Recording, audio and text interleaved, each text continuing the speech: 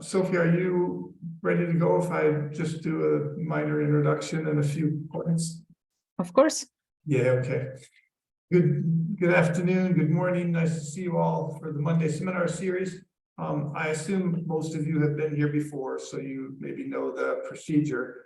But this seminar series has been going on for a while. We've been lucky enough to have fabulous speakers like Sophie, who's going to talk to us today for quite a while now on Mondays.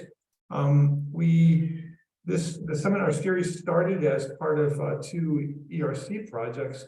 One that's happening at the University of Rome that I'm running, and another one that's a multi-institutional ERC project called FEAR. My project is called TECTONIC. Okay, so not that it's terribly important, but the projects each have something connected to the idea of learning about earthquake physics, in particular, my project about bringing machine learning into it. And so, yeah, the talk by Sophie today is going to be particularly relevant. Our normal procedure is to ask people to mute at the beginning, and Sophie's already said that's fine to unmute and ask points of clarification along the way. And then at the end, we have a half an hour or so to have an extended question and discussion period. And I suppose normally the way the question and discussion period work is that it's a kind of a minor benefit for the penalty of having to give a talk all by yourself. Sorry, Sophie, into your screen in your office, and we've all given Zoom talks. But yeah, I kind of think to myself, like, write down your questions and get prepared to participate in the discussion, because that is one benefit for the penalty of having to talking to your screen. Thank you, Sophie, for being here, and I'll turn everything over to you. Okay, thank you very much for inviting me. This is a very great opportunity, and I think it's also very nice, like seminars in overall. I've seen that it has been already for a few years now, so it's very great that it still goes on and there's still a lot of people. So today I'm gonna talk about a bit of my research. And since my research is mostly collaborative with some people that know more about some specific aspect of here earthquakes, for example, I've used to, this is actually already old, but this is from XKCD, these comics. And I think it's pretty important to remember that whenever you try to help someone in a specific problem, then just be humble, because usually people have already looked at that before, and usually it's because it's hard. So, this is like the general setting of my work. Let me see if I can change slide. Yeah. So just to remember that I actually come from large background, because I did a PhD in medical imaging and modeling, and then I worked in climate, still doing machine learning. So machine learning is basically the link in between all of the works. But that being said, usually when you deal with machine learning for a specific problem, you also deal with the specific problem itself. So you need to learn also the rest. And now I work at Easter, and so mostly focused on solid earth problems.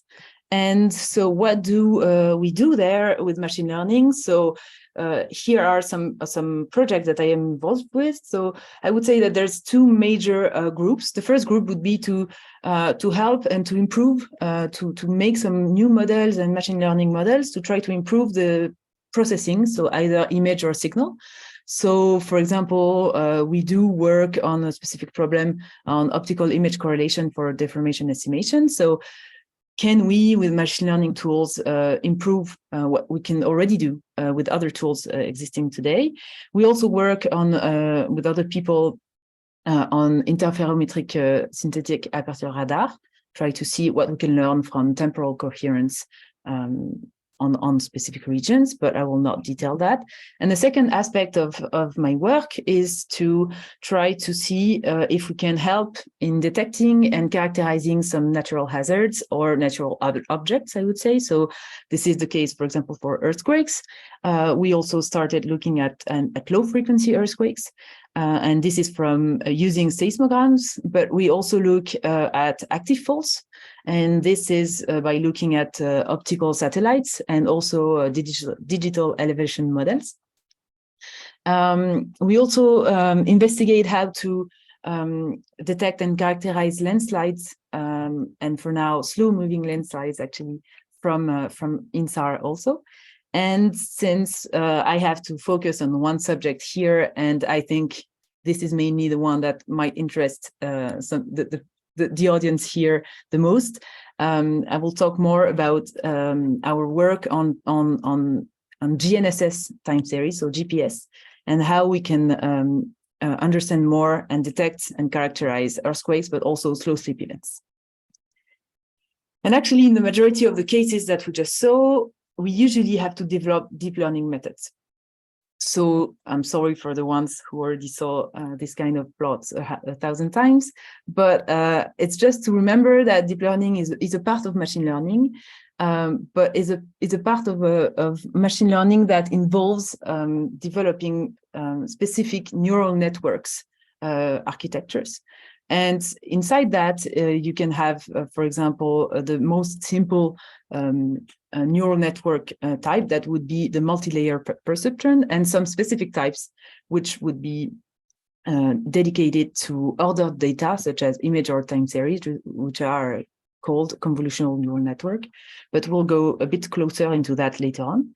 And also to remember that I also work sometimes with non-deep learning algorithms that are very nice also for problems that, for example, are not images or time series. Okay, so now let's go a bit more into the core of the talk and try to see what we can do with machine learning and GNSS.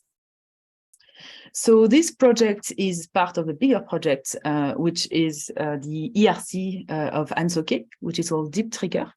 And if you want to know more, please ask her, because I'm not the one that can talk about it a lot, except on the project I'm involved with. But more generally, let's say that this ERC studies the mechanics of deformation in the larger subduction system. And in this specific part, what we aim to do is to try to detect and characterize slow slip events from GPS. So first, what is GPS data? So I'm used to looking only at data like computer data, but actually, thanks to this project, I've also been able to see what it means to actually collect data and what is actually a GPS station. And wait, 1 second, excusez-moi. Je suis en train de faire un séminaire, c'est possible je fais un séminaire là en fait, donc c'est possible de... Ouais. Okay. And actually, this data can be recorded with specific sensors that we attach on the ground and that are recorded using a satellite engine that records the movement of this specific point along to time. So of course, it's data that is noisy, because it means that everything else that we are talking about displacements of centimeters.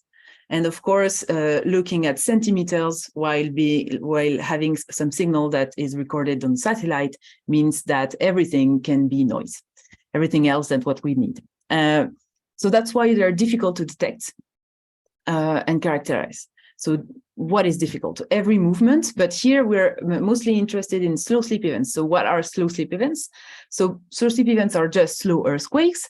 And basically, it's just that it's earthquakes that release energy over a period of hours to months, rather than just seconds to minutes, like regular earthquakes. And the causes that lead to slow earthquakes are not completely understood, and their relation with regular earthquakes and in general with the subduction mechanism is still not completely understood. So this is why first we need to understand exactly where and when they are happening, because this is already challenging. So it's challenging because we cannot detect them with seismograms because they're too slow. And then when we look at GPS, where it's possible to see them, so for example, on the left, you could see that there is a break here in the normal trend, which means that there is a slow slip. There is a low signal to noise ratio, because on the right, you could see some examples of some stations where they all record a slow slip that the experts would say that this one is actually something that you could see, which is not that easy to actually be able to see.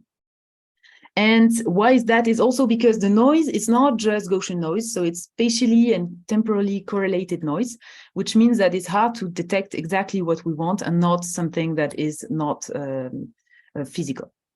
And finally, the data is only a sparse set, so it's basically just few stations, and those stations are temporal recordings, so it's hard to actually combine all this data into something that we can use to detect them. So there's two tasks that we focused. So first, how to detect, and then how to estimate the magnitude and then localize those slow slips. Okay, so first, when we talk about a new method, and especially in machine learning, we first need to actually validate our method. So even before thinking about developing the method, if we cannot validate it, there's no way we can even develop it. So in order to validate a method, we need to find a region where we can compare it. We can compare with different types of information. So first with previous existing catalogs, so detections. And this is why we chose Cascadia, because there are already some catalogs that exist on some SSEs. And also in Cascadia, we know that the SSEs seems to be very correlated with tremors, which are an independent information that was recorded using seismograms. So if we can make some connection between what we found and tremors, then we can say that, okay, maybe we did do a decent job. So on the left, actually, you could see those bursts of tremors here, and they do correspond to the breaks here in the trend of displacement, so which each one of those corresponds to a slow slip. And here you could see one of the catalogs. So here, the catalog by Sylvain Michel et al., where here every line here would correspond to one detection. And here he compared the detection with actually the tremors and the location of the tremors. Okay, but all current catalogs for now need to make strong assumptions to pre-process the GNSS data because of its difficulty and the noisy. And this actually might corrupt the data. Why it might corrupt? Because we might actually make some assumptions that are not completely correct. And then in that case, might lose information or create biases. So our question before starting this project was, can we detect slow slip events, but from raw data without any assumptions? Okay, so this is exactly what we want. We would want something where we input some time series. So here it's just 4 stations, but usually we talk more about hundreds of stations. We want to find some kind of model where in the end we can say, this is an SSE, or it contains an SSE, or this is not an SSE, okay? So this is what we want. There's 2 main points that we need to work on when we want to develop that. The first is that we need to find a way to have data. So machine learning models need to be trained with mainly supervised samples, and supervised mean samples where we have the input. So here it would be the time series, but also the output, which here would be whether or not it's an SSE. So we need to know the answer. Okay, so we'll see how to deal with that. And then the second one is also, we need to find a way to create a model able to extract information from 100 time series at the same time. So again, how to do that. So for the first task, what we ended up was to develop a synthetic data database in order to learn from data where we know the answer because we synthetically generated it. But at the same time, we need to find a way to generate it very carefully so that it resembles real data in order for them to apply it to real data at the end. Sophie, it's Chris. Just got a quick point of clarification, probably basically a dumb question. But when you talk about raw data here, you're talking about GNSS data that have been that are displacements already. They're positions. They're not like something more raw in terms of the signal. No, so you're right. Actually, this is also important because I'm not the expert here, but I know that there's different ways to process the completely raw data in order to create some displacements and, for example, the PPP method and so on. And actually, we tested our method on 2 of these processings to see what difference it could make. But you're right that one could think, can we really just use completely raw data? It's actually, I think it's an open question, might be interesting to look at. But yeah, no, here we're talking about raw in the sense that we don't input some physical knowledge about the type of atmospheric corrections, about type of noise that we should remove, or maybe earthquakes that we know happen and try to remove those and so on. Okay. Yeah. Thank you. Okay, so then we have those 2 problems that we need to face. So first, we need to generate some realistic data. And for that, there's 2 parts. We first need to generate realistic slow sleep events. Okay, so here, a slow sleep event is actually on one single station would be represented just as a sigmoid. Because why a sigmoid? Because here we are in time, and so it's not like an earthquake. We allow it to slip on some duration. So actually, we impose from 10 to 30 days of duration, so varying duration depending on the samples. And we also need to generate realistic noise.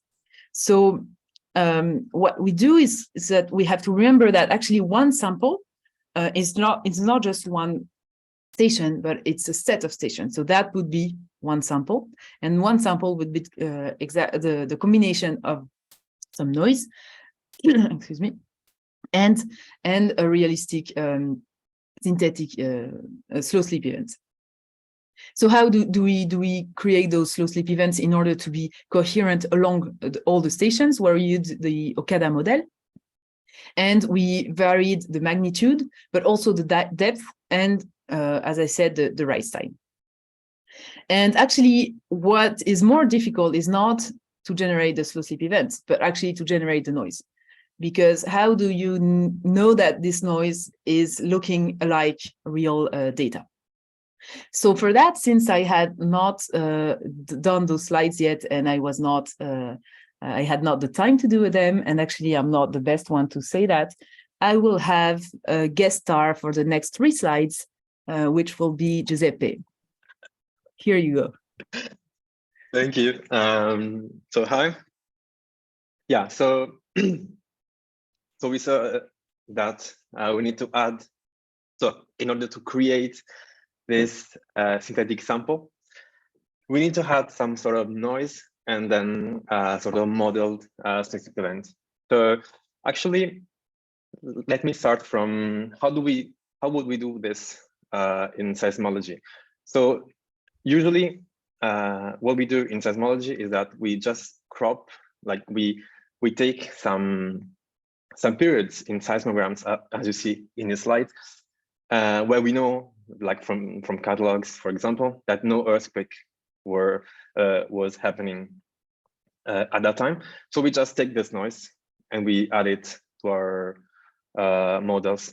Or we can also, for example, use Gaussian noise or other type of noise. Because with GPS, we have different problems. So the signal to noise ratio, for example, with seismograms is far higher than GNSS. So actually the noise here serves just as a way to input some randomness into the data in order the machine learning model to not to overfit, which is not to rely on some specific shapes and features of the data. So adding noise will improve the way it will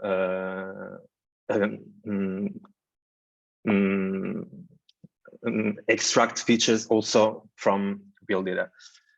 In GPS, we know that the noise is spatial and temporally correlated. So looking for a smart way to generate this noise is key to have a decent performance on real data. So can you go to the next slide, Sophie?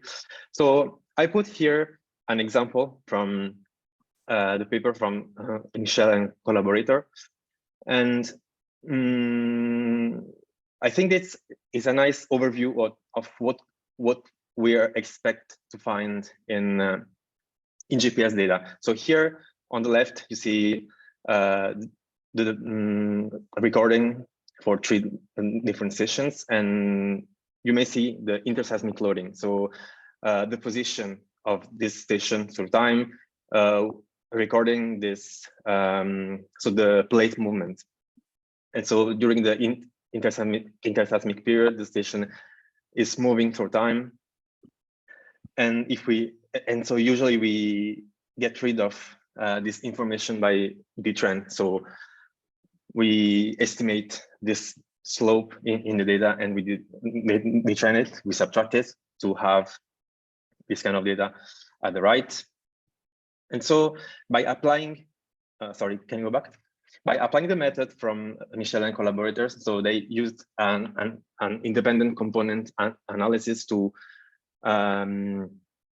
separate those GPS data into different components. And so here you see, for example, one component may be the earthquake signal and the post-seismic signal, which is afterwards. So after an earthquake, we record sort of relaxation effect of the ground, which is propagating in the same direction of the earthquake.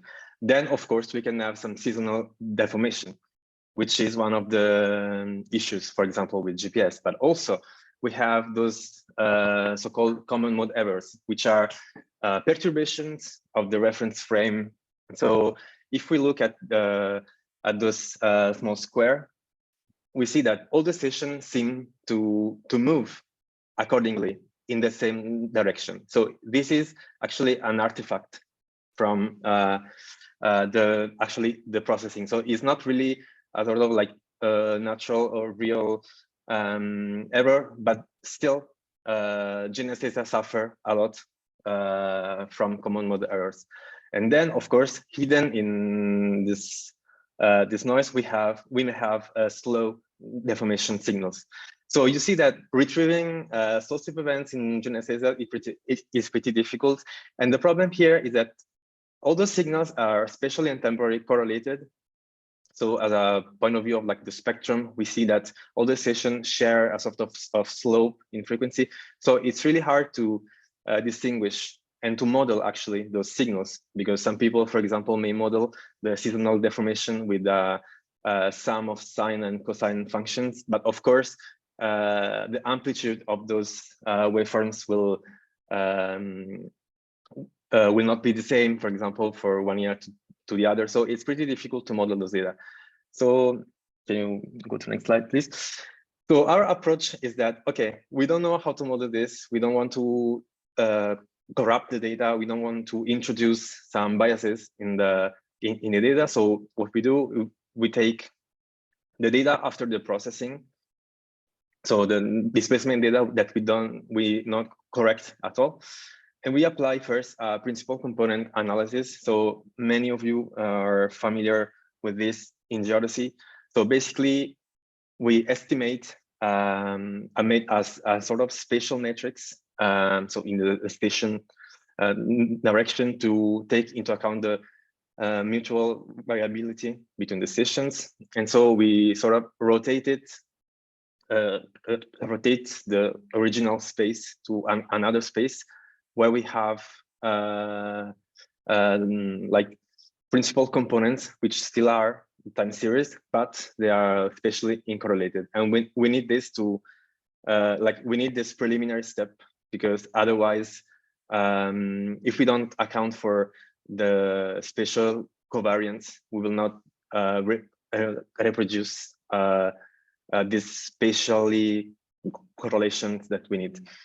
And so as a temporal step, we used So we compute the spectrum of those data and we randomize the phase. So the randomization of the phase spectrum is a way to create actually artificially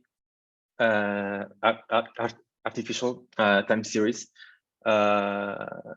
and those time series actually will have the same spectrum, which is they will keep the temporal structure in them. And so since we also kept the spatial structure, at the end, when we go back in the temporal domain, we can now have some artificial time series. And you can see that it's pretty similar. It looks like real GNSS time series. So as a last step, we also imprint for data gaps in the data, because of course you have to keep in mind that when we train a machine learning model on some data, then it expects to find the same kind of data also, for example, when looking on real data. So if data gaps are present in real data, the method will just fail because it never saw it before. So we allow for we imprint some real real data gaps from the data. And so by doing this phase randomization, we can create as many samples as we want. So I think thank you very much, Giuseppe. I think that's perfect. And yeah, to conclude, just an anecdote is that actually our method was not working because we had treating the missing samples. So what Giuseppe called data gaps is basically days of recordings that were missing, just differently between real and synthetic, and the full method was not working, and we found that after 1 week. So it's actually few things that are important when you deal with the learning. Okay, so thanks to this method, we are now able to say that we can generate a large number. So here we're talking about thousands of samples, some of them with slow sleep events and some of them without slow sleep events. But all of them with noise that are similar to the region noise that we exist in the GNSS recordings.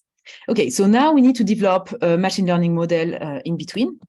And so what we know first is that this, because we need to actually determine between SSE and no SSE, this is a classification. We just need to basically define a class of the model. It's not regression. We don't want to estimate a value, but we just want to estimate a class. And it's actually binary because we just have two classes, SSE, no SSE.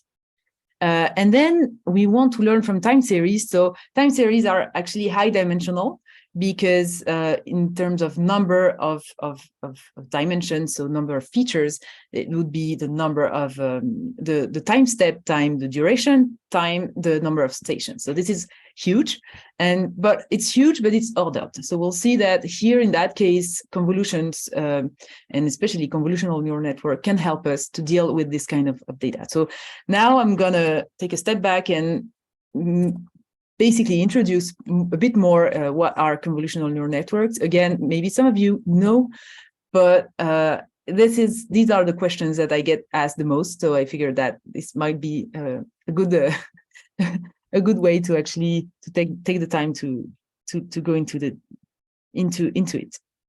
So if we talk about neural networks, first we talk about neurons. And this is a neuron. So a neuron takes inputs.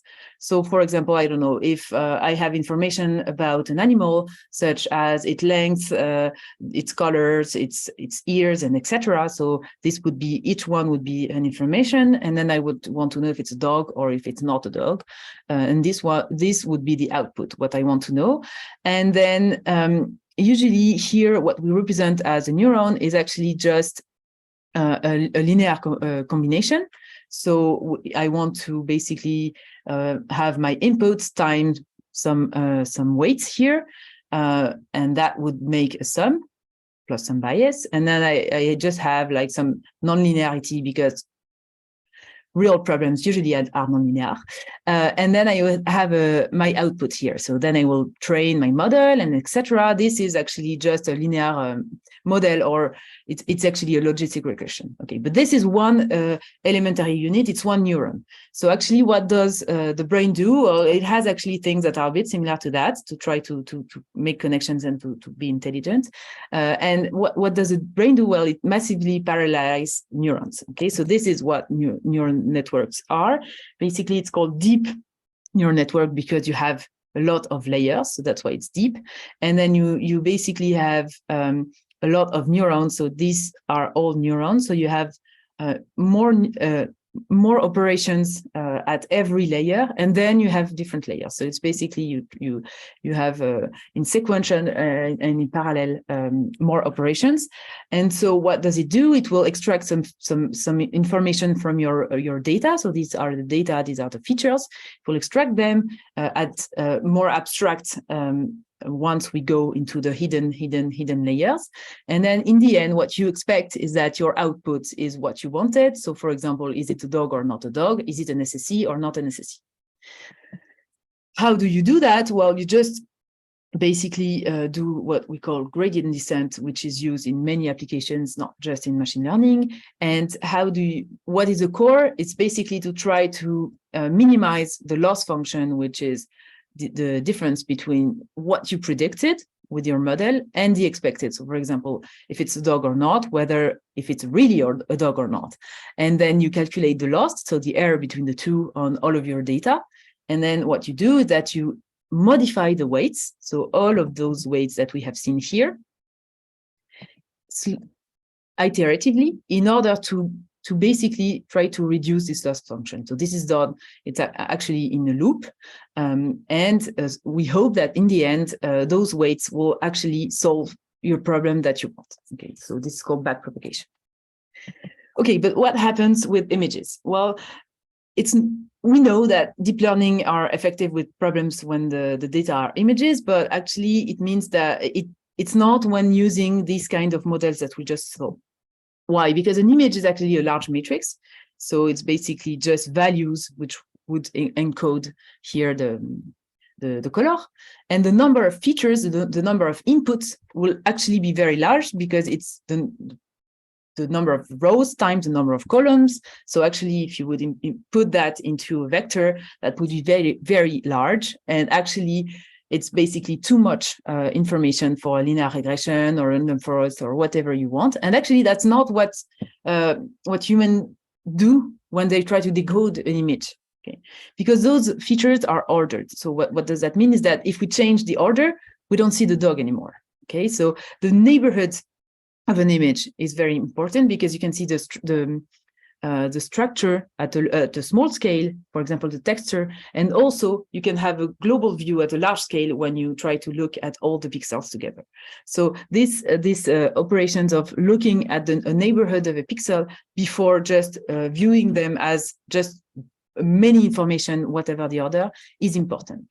And so for that we use CNNs. So it's just one of the families of deep learning methods, and it uses also properties derived from the cortex and here the visual cortex, and so how it does that? It alternates local convolution operations with simple nonlinear operations. Okay, so here, if we remember what we call a multi-layer perceptron, which is a fully connected neural network. So why fully connected? It's because actually for every neuron, it was connected to all the features before, and it's connected to all the neurons after. It's not the case anymore in convolutional neural network, where actually the information that you will compute here will be only based on a local neighborhood here, in order to first extract the information locally and then to propagate it. So CNNs are based on convolutions. And so what is a convolution? Well, it's just a local linear operation. So basically you would slide a kernel, so a filter, like if we do like a Gaussian smoothing, you slide a kernel through your image. And what does that mean is that you just basically compute the sum between your image here and the filter. So it's 4 times 1 plus 9 times 2 plus 1 times 3 plus etc. And that would build this value here. And then you move it by one step, and then you can compute the value here. And basically you compute the transformation of your image through the filter in order to compute the feature map. And the feature map will then be, again, used in another layer and so on and so forth. The difference with standard filtering is that here we learn the value of the filter. So these are the parameters that we learn in the convolution networks. So it means that it will be way smaller than learning weights of all combinations of all pixels, because we only learn combinations in the neighborhood, and we actually use them through all of the image at the same time. So then we alternate these convolutional operations. So that would be one operation that would create a feature map here with one filter. Then here I would create other feature maps with other filters. And then I create more and more convolutions. So these are the different layers. So while I go deeper in the network, that would create more abstract information. And so I hope to, in the end, have what I wanted. And while we do that, we also use what we call subsampling layer. So they're usually, for example, max pooling. What is that? Is basically we reduce the size of the image, typically by 2. Which means by like a neighborhood of 2 by 2 pixels, I just take the max. So it's basically very simple, has no parameters to optimize, but it will reduce the image. Why do I do that? It's because actually in an image, we look closely at the texture, but we also look very far away to have a global view of the image, to have a larger perceptive field. And while I reduce my image between here and here, then when I perform my convolutions of the same size of kernels, I will have actually a larger perceptive field, so I can actually identify some features that are of large scale. And usually I need a small scale, but I also need a large scale. So that's why I perform convolutions, but also subsampling layers as I go on. So remember that those kernels will be learned. So I hope that while I train my model, those kernels will be learned explicitly for the task that I want. Okay, so that we've seen, and so the parameters are just the kernel values, so not a lot actually. Here it would be, for example, 4 feature maps, so 4 kernel values, so 4 times 3 times 3, for example, and that's it. And then I would have another 4 times 3 times 3. So it's very lowering a lot the number of parameters that I need to train to my model. And still, the main thing is that I keep the local spatial coherence. So that's very important because it means that I know that an image is ordered. And now let's come back to what interested us, is that this concept also works perfectly well with time series, because time series is exactly the same. It's just simpler because instead of having 2 dimensions, I just have 1 dimension. I just have an ordered data, but in 1 dimension. Okay, so then I can use some kernels which will not be 3 by 3, but just 3 by 1, because it's basically just a vector now. But I can still perform some smoothing exactly as all of the operations that we can perform, such as, yeah, for example, filtering or whatever, in a time series, and perform the same type of operation in order to learn what we want as output. And this is actually what is at the core of earthquake detectors. So, for example, PhaseNet using seismograms.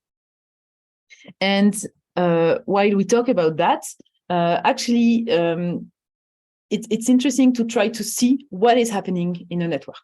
So here, it's exactly the kind of method that was used in PhaseNet. So a simpler one, where we have inputs. You see this 3 by 500. 3, this is the input data. Why 3? Because we have north, south, and north-south, east-west, and vertical traces. And then 500, because we have 500 points And this is the number of time instance. I think it represents 30 seconds in that case. So we have our input data, and we want to know as output whether it's an earthquake or not. So it's just a detection, again, not very complicated. And here we have 7 layers of CNNs. So we have a convolution here, and etc. And the question is, what is actually happening in the process here? So we suppose that we already trained our network to work, okay? We input him a lot of inputs. We knew the answer, and so we backpropagate in order to optimize the weights for this specific task. And what we found is that actually, when we input, for example, such a signal where here there is an earthquake happening, so I would not have said that before because I could not see that looks like an earthquake, but now I know that this is an earthquake, and the rest is basically just noise. And when we actually perform put our input into this network and look at basically all the middle layers here, what happens, this is what it looks like. So it transforms our data. At first, it looks like our data a bit different, but actually just a transformation of our data convolved with one single filter. So of course, it's very similar. It's just different operations, but it's very similar. But what you see is that as you go deeper and deeper, at one point here, you could see that there is often in many of the neuron feature maps here, there is a bump. Okay, so either in positive or negative, a bump in the beginning of the signal. And when you look back at actually the traces here, you can see that the bump happens exactly at the time where the earthquake happened. Okay, so clearly here it started already to identify some particular features that are key to detect whether or not this is an earthquake. And in the end, here it's not shown, but in the end here, we go into the final decision whether it's an earthquake or not. So in between learning if it's an earthquake or not, he transformed the machine learning model, transformed the data into features that are actually already looking like important information that are very similar to here. So it means that it actually found that this is an earthquake. It's not like there is an earthquake happening somewhere, but I don't know where, but clearly it looked like the good location to find that it's an earthquake. Okay, but this was for single station problems. So it's interesting, but in GNSS data, if you don't combine stations, you have no way to find something, at least for the data that we used and for the types of signals that we're interested in. You can do things with one station, but not detecting a slow sleep earthquake. So you need to combine the stations because otherwise it's too noisy. So how do you deal with more than one station? So for example, here we had more than 100. Well, what we came up is actually the same kind of model, but that takes as inputs 135 time series, and that extracts some features. I will talk about it just later on. But what is important here is actually to capture the temporal synchronicity between the stations, okay? Because this means that there is something happening. If there is something moving at the same time, then it's likely that it's something interesting. So how do we do that? Where inside the feature extractor here, what we did is actually to perform the convolution that we just saw in the temporal dimension. So to try to extract things in the temporal dimension. And at the same time, so we basically try to alternate between convolutions in the temporal dimension and also reducing the station dimension, because we want to combine all the stations together. So we did some pooling, but in the station dimension too. In the end, we end up with such feature map. So basically, it's a large number of vectors, but now it's not linked to a singular station, but to information that groups all of the stations together. And then we actually added something which is called a transformer. So this is something, it's not a convolution, but it's also something very important today when you talk about new deep learning methods. And this actually helps to focus on a specific time or specific timings that are more important to others. in order to focus, to put some attention on some parts of the data. This is important here because we suppose that during the time series, some parts will not be very interesting, but some parts might have the slow sleep event, and we want to actually have those as key. Okay, so what about the results of that? Well, first, let's check the results on synthetic data, unseen synthetic data. So it means same type of generation, but data we did not use for the training of the model. Otherwise, it's too easy. So if we look at results on synthetic data, we can see that actually here it's basically the percentage of slow sleeps that we can detect based on the magnitude. You can see that, yeah, we detect well when it's large magnitude and not well when it's small magnitude. This is good because it means it's coherent with what we know, which is whenever the magnitude is small, then it's harder.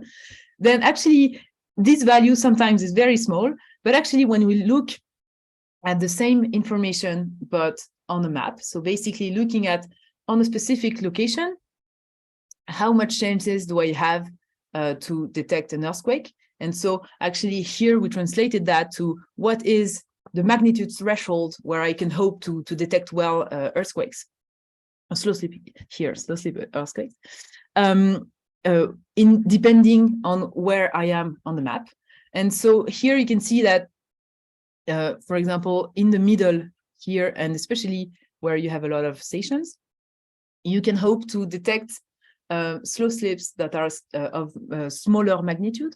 But when you're very, for example, far here, you can only hope to detect very large slow slips. This is again in accordance with what we know, but it's also good to have an idea about the number of slow slips events that we might miss in some parts. Okay, but now we need to see if we compare to real data, what can we expect and what we do have in terms of detections. So here, what I show is the probability of being a slow sleep of windows of 60 days. Okay, so here I put a 60 days window, and it's and my model told me that it has I don't know here 90% chances that it contains an SSE, and here it has less than 0.4. So actually, in how we trained our model is to say whenever it's higher than 0.5, it means there is an SSE, because it means you think that it's more likely that there is an SSE than not.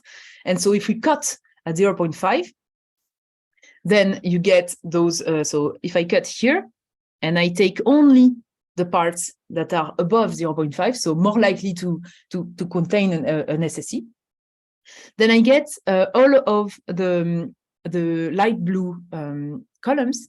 So that would be our detections, what we think that what our model proposes as slow sleep events.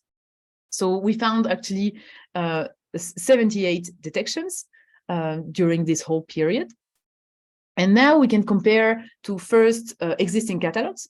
So this is the first thing we did, is to compare. So during the period where there was a catalog proposed by Sylvain Michel et al., where they proposed 40 SSEs. So the SSEs that are in this catalog are represented here in orange. And you can see that there is a good accordance between our detections and the previous detected cataloged events. And the rest of the events, what are they? Where actually they might be new undetected slow sleep events. But for now, we don't know. So what we did is to also compare that with the peaks of tremors that occurred during this period, because we know that in this region there is a relation. So it's important to see if the new detected events might also have a correlation between the two. Remember that actually the tremors are not calculated using GNSS. So it's really something that is completely different in terms of information at first. And so if we zoom in, for example, we can see that here we do have a detection that was not in the previous catalog, but that corresponds well to a tremor. It's also the case in the late part, where we see very clearly similar and very nice correlation between the two.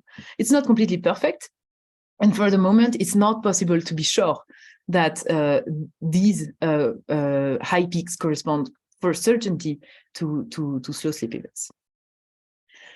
Finally, we also have some proxy about the SSE duration, because actually, since here we can make a cut at 0.5, and whenever it's above, we can say, okay, if it's above 0.5, we keep as an SSE, and then the time at which it's above, we can say, okay, this is the duration of the SSE. So we can also have some kind of information about that. But still, this information has many this method has many limitations. For example, we don't know where and how strong is the SSE. And we don't know if it's migrated, we don't know a lot of things. So we can try to go a bit deeper. And that's why we also looked at the characterization of earthquakes and SSE. So we'll see why earthquakes now. And this part will be shorter. So yeah, we need also to see if we can characterize, because it's good to detect, but if it's just detecting in a very large zone, then it's actually not that informative in the end. So can we try to at least locate and get an estimate of the magnitude of the SSE? So actually, this is a work we did before, is to try to characterize earthquakes and not slow sleep events. So why earthquakes? Because here again, it's easier to validate, because we know that there are some existing very large events that are visible on GNSS, and that we can use to see if yes or no we are able to locate and to estimate their magnitude. So that's why we first focused on earthquakes, and now we are actually looking at slow sleep events. Okay, so what we want is to have a model that takes as input the same type of information. We want to estimate a deep learning model in between and estimate in the end the location and the magnitude. So here we're not talking anymore about a classification problem, but we're talking about a regression. So actually multiple regressions, because we want to estimate the location. So location is actually latitude and longitude, so two values, two continuous values, and also magnitude, which is also a continuous value. Here, I will not detail, but it's exactly the same as what Giuseppe presented in order to create some samples here. So we also created thousands of samples of very varied noise, but also very varied locations and magnitude using the Okada model. The only difference is that for earthquakes, we suppose that it's abrupt and it's no more a sigmoid. And so the time is just 1. And so how can we do that? Well, can do a bit the same, which is to say, okay, our data is just a list of time series, so 100 time series. And then I basically perform a kind of a one-dimensional convolutional neural network to do that. So it's actually, here it was a different model, but the idea is the same, to treat the input as different time series that are different stations. The problem with that is that while it was very effective for detection, because detection, what really matters was the time at which multiple stations were aligned. Here, if we want to actually get the information about the spatial location and also the magnitude, so the extension of the earthquake or the slow sleep earthquake, whatever. Here, what matters is really to capture the spatial information, and you have the spatial information here. It's hidden. We actually even inject latitude and longitude in our network, but it's way harder even for a human, and so it's the same for a machine, to actually combine that into, oh, okay, so actually I have a spatial map, and then, oh, okay, so here if my station does not see it here, it means that my earthquake is above, and so on. It's actually harder for a network as for a human to actually integrate this information, the spatial information. So what we did is actually to treat the data, it's the same information, but to view it differently, but view it as images. So how can you view it as an image? Well, here, what really matters for earthquakes is just the time before and after the earthquake. So you can say, okay, I'm just looking at the difference in displacement between the time instant before and the time instant after the earthquake. And then I have my information on my stations. and I can interpolate the displacement maps over the full region. So here, the region is actually Japan. And then I can construct what we just saw, which is a convolutional neural network, but 2D, because now it's an image, it's no more information on a time series. And the information is way easier to retrieve spatial locations. So then I still estimate the same thing, latitude, longitude, and magnitude. This did not change, but I can more easily extract information, spatial information.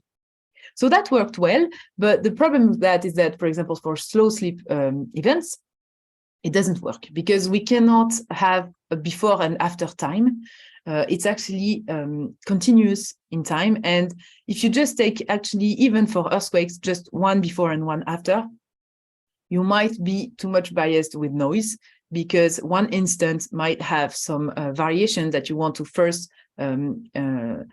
and have some kind of mean. You would like to actually take benefits of the timeline. So what we proposed was to actually estimate to derive the information, but not in one single image, but more in a movie, if you want. So image time series would be a movie. So moving, estimating the displacement between two instants multiple times. So during actually 30 days, so 15 days before, 15 days after, in order to really have the movement and the velocity of the movement and so on, and to actually also have some idea about the noise and what is not the noise. So then we end up in developing a model that takes into account multiple images and then a transformer. So that's both of them worked well. So that what we saw in the real data worked well for the types of problem that we are dealing with. So average well, I would say, because there are some errors, because actually it's not always easy to identify what is going on. But what you see is that, for example, here, the red dot would be TS. So TS would be this time series model here. Then image would be this second image model here, and then transformer would be this last model, so in blue. So what we see that often actually the yellow is very off compared to the other ones, because it struggled to actually locate well the model, because it was too hard to actually estimate the location. But still, you can see that actually the image and transformer not always do perform well. Sometimes one is better. So for example, here is the second one and here is the last one.